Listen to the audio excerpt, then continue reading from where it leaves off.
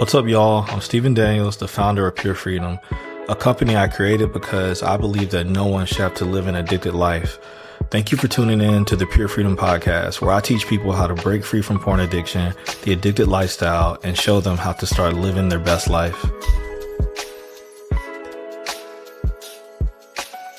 Hello. Today we're going to be talking about something very important to your recovery. It is the need for higher power.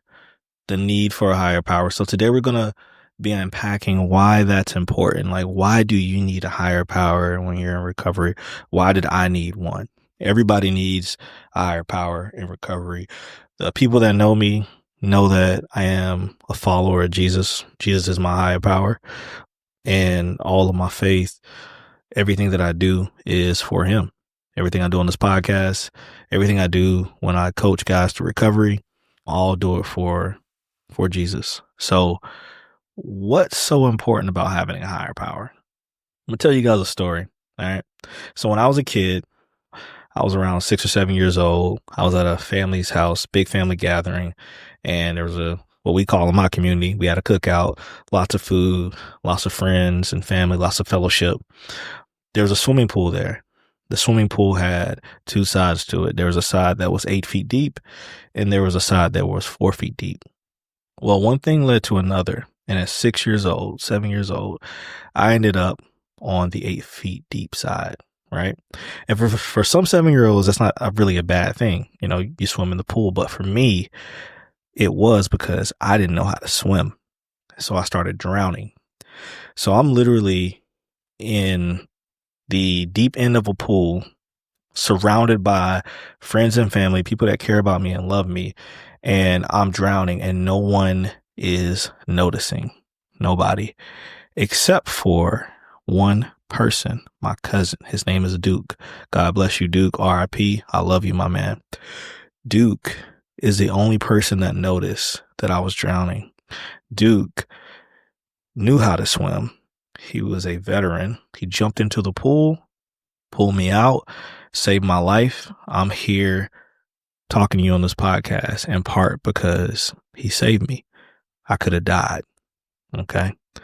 So the reason why I'm telling this story is because that story is a good analogy for, you know, your need for someone or something outside of yourself in order for you to be saved from your addiction.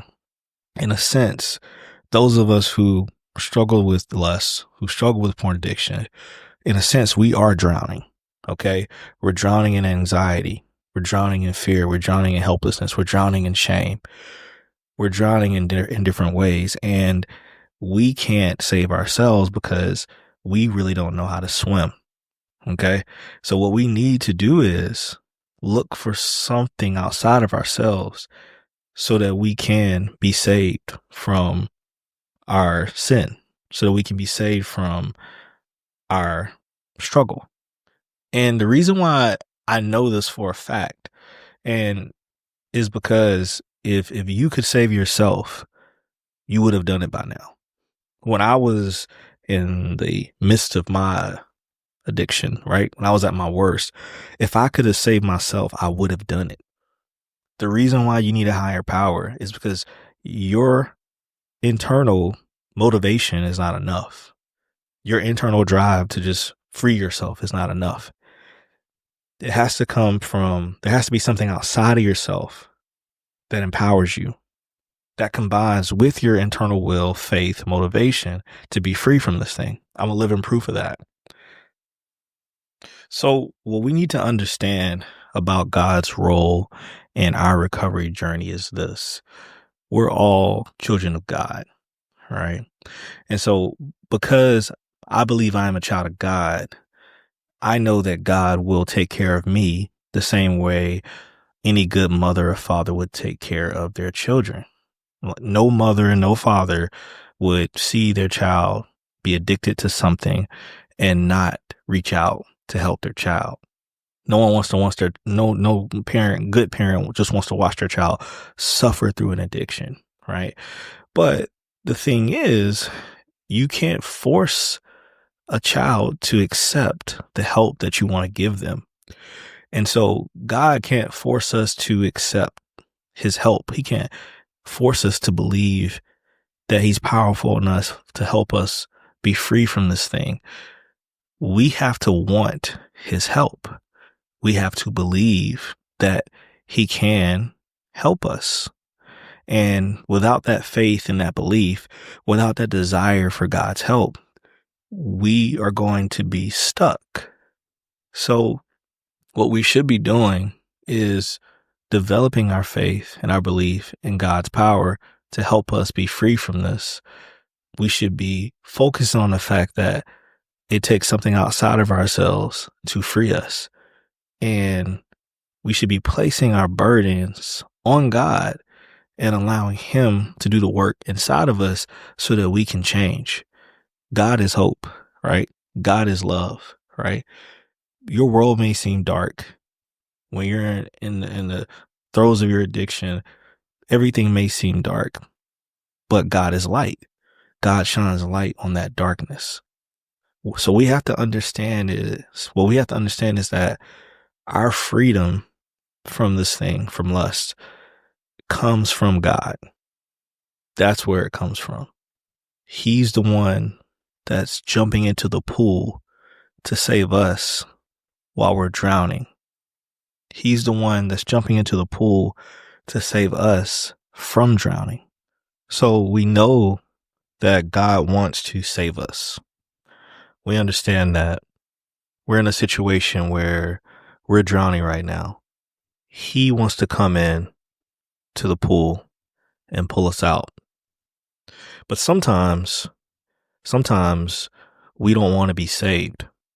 Sometimes, like, we'd rather stay in the water, fighting for air, fighting to stay above the surface, fighting to keep our head up above the surface of the water. We'd rather do that alone than to stretch out our hand and grab a hold of God's hand so that we can be pulled from where we are. So what does that really look like when I say that? What are the things that we do that are reminiscent of someone drowning in a pool but refusing to accept the help of someone who's trying to save them? We do things like tell ourselves we can do it on our own.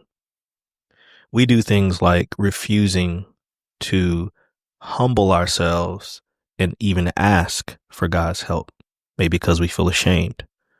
We feel like God doesn't love us. God won't accept us, when he never said that. God is love. God does love us. God does accept us, even when we make mistakes, because everybody makes mistakes. So nobody's perfect. And if anyone was perfect, they'd be God. And no one can be God but God. So everybody makes mistakes. So God isn't looking at you or me any differently because we viewed pornography than he is the next person, male or female, or whatever. He views us all the same, his children in need of help. And he's there to help us if we are willing to humble ourselves and accept his help. So I use the word humble because if you think about what you asking God for help really means, is what it means is that you're saying to yourself, I'm not strong enough to do this. And to say something like that requires humility. To say you're not smart enough to figure this out or on your own, or you're not strong enough to overcome something and you need someone else's support, is a humbling thing, because you're acknowledging that you don't have what it takes. And that means that your ego has to take a back seat so that God can get into the driver's seat and get you to your destination. So that's what it requires. And the reason why this works is because it's easier to get to sobriety. It's easier to get to freedom when you know you have a higher power in your corner. Having God in your corner means that there's nothing that you cannot do, because with God, all things are possible. And God wants you to be free. God does not want us to stay in bondage. God does not want us to live an addicted life. He wants us to prosper. He wants us to live a life of freedom, joy. He wants us to experience all of those types of emotions. And he will do everything in his power to make sure that we experience that if we let him help us. So don't let shame keep you from coming to God. There's nothing to be ashamed of. We're all sinners. We all fall short of the glory of God. Everybody has done something wrong. Everybody on earth, what you're wrong is, because you've done wrong, it doesn't make you any worse than the person next to you. So there's nothing to be ashamed of. He already knows that you need his help. He's waiting on you to say, hey, please come help me. So when you go to God, now that we know that, we need God's help, like what happens now? Okay. Now we say, okay, I'm ready to humble myself. I'm ready to accept that I can't do this on my own. I'm in need of God's help. Now it's time for me to go to God. How do I go to him? What do I say? How do I get his help? One of the ways that I get help from God is by first asking God for forgiveness for the things that I've done. Okay. So each time I would relapse, I would start off the next day, or, when I got to a point where I was ready to humble myself, I would go to God and say, God, forgive me, for I know what I did was wrong, and I don't want to be this way, and I need your help to not be this way. And that's what I call prayer. Prayer is just talking to God. So I would go to God and I would talk to him and tell him how I really felt. If I felt hopelessness, I would tell God I feel hopeless. Please help me. If I just felt like I just wanted this taken away from me, which is really how I felt in the beginning, I would just say, hey, God, please just take this away from me. Take this thing away from me. Take this desire away from me. I hate it. I hate being like this. I don't like this. I'm miserable. I was expecting God to just come and just, overwhelm me, snatch, my lustful desires from my heart. And as I matured all along the road to sobriety, what I came to realize was that there's nothing wrong with asking to be yanked from, whatever situation you're in, or there's nothing wrong with asking, like, have something completely removed from you. But I wasn't approaching God in a way that would help me take advantage of the process. Right. And so what began to happen to me was, as I continued down the road to sobriety, and as I learned more about what I was experiencing in recovery, I began to change the way I prayed a little bit.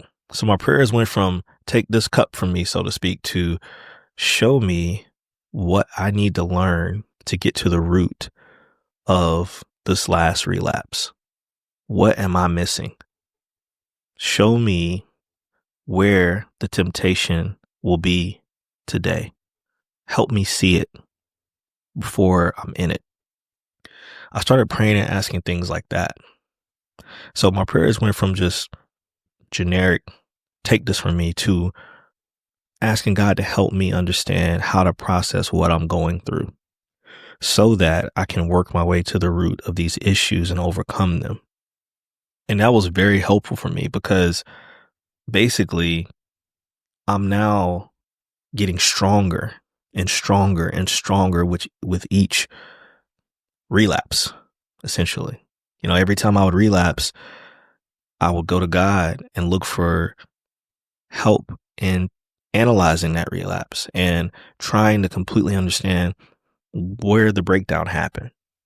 What led to this one? What can I do differently next time? I would pray stuff like that. God, show me what do I need to do differently the next time around so that this doesn't happen. And I begin to see things that I need to do. I open my mind up to the fact that I wasn't seeing everything that I needed to see. And I stopped just like relapsing and then asking for forgiveness and then asking it to take this from me and all that stuff. And I realized, like, you know what? Yes, that's okay. But I think there's something else I can gain from this. And I believe that if you begin to ask God those same types of questions, you'll get the answers that I got. When you begin to ask God, show me what I can learn from this last relapse, I dare you to ask God that.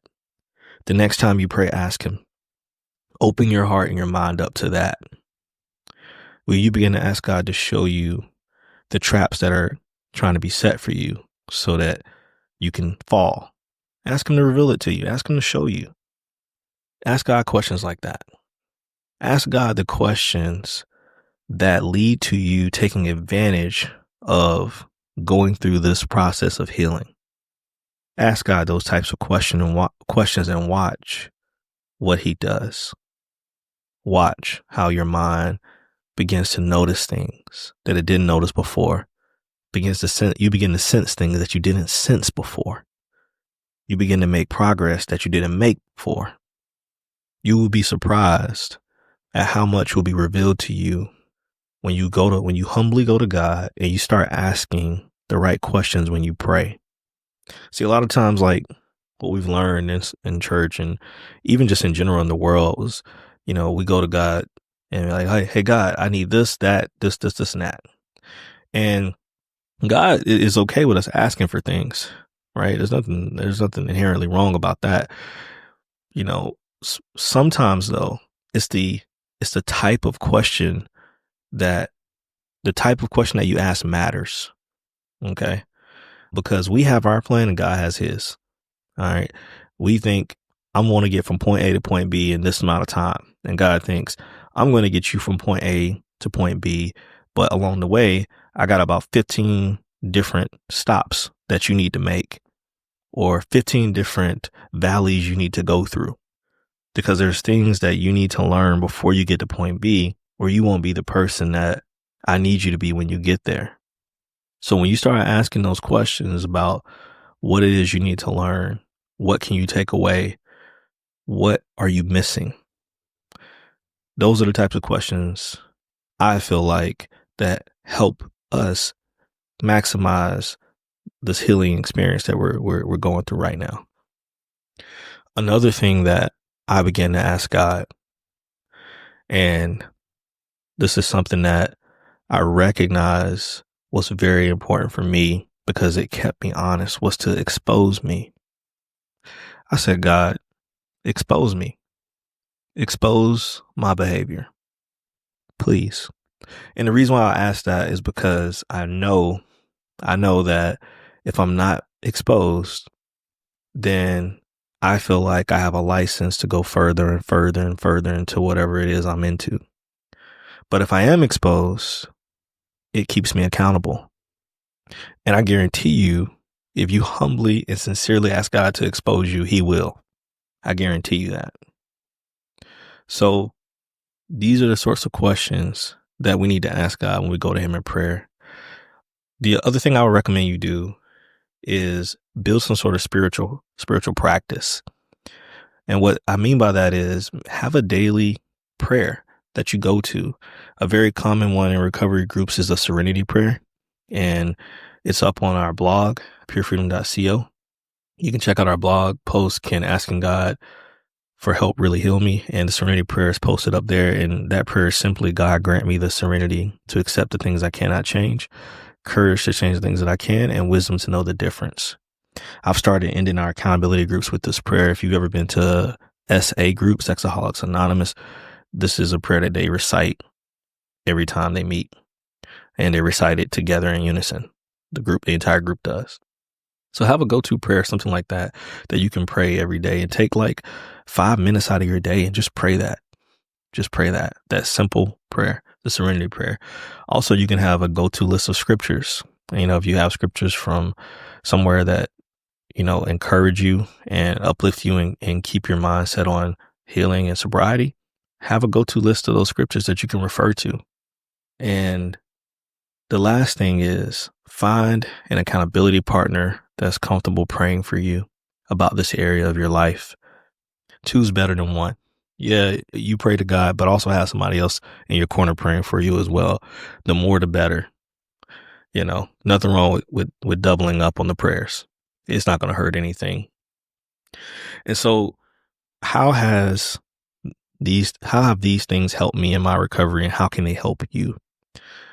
Placing my faith in God has instilled me with a sense of like hope. It's given me courage. It's reminded me that this isn't going to be my life forever, because this is not the life that God wanted for me. Like, God doesn't want me to live an addicted life. He doesn't want you to live an addicted life. So when I submitted myself to him and acknowledged that I needed his help, I felt a sense of hopefulness. I felt like I wasn't alone in this. And that's what you're going to feel when you do it. When you truly submit to him and you truly humble yourself and let him know that you need his help. And when you believe that he can help you. See, that's the second part. Like, sometimes, people will say, hey, ask God for help. And you can ask him for help, but you also got to believe that he can help you. That's another part of it. You have to have faith and belief that, hey, I can get help from God. God can help me overcome this completely. So doing those things, I believe if you do those things, you're going to have a greater sense of hope. You're going to feel encouraged. You're going to realize that you're not on your own, and you're going to be able to go to the next level in your recovery. And that's what I want for you. I want you to go to the next level in your recovery. I want you to be in a place where this addiction has no control over your life. And I know that you can and will get there, so long as you humble yourself and you submit yourself to God. I know you can get there. So we have to remember that we can and will overcome this addiction. But the only way to do it is with God's power. But we have to have faith that God has the power to turn us into overcomers. So that's it for today. Thank you for listening in. I appreciate you giving me your time. I want you to know that I know you're going to overcome this thing. I know you have it in you. I believe that even if you're at the worst part of your addiction, that's just where your life is right now. And it's not where your life will be forever. And I'm praying for you. And I'm believing God that anybody that's listening to this is on the right path and that they're going to be free one day. So thank you for tuning in. If you know somebody that needs to hear this, please share this podcast, and I'll see you guys next time. Thanks for listening in to today's episode of the Pure Freedom Podcast. I hope today helped you in some way. If you like today's content or know of someone who needs to hear this, please share this episode. If you want to hear stories about people who broke free from porn addiction after years of being addicted, check out our blog at purefreedom.co. See you next time.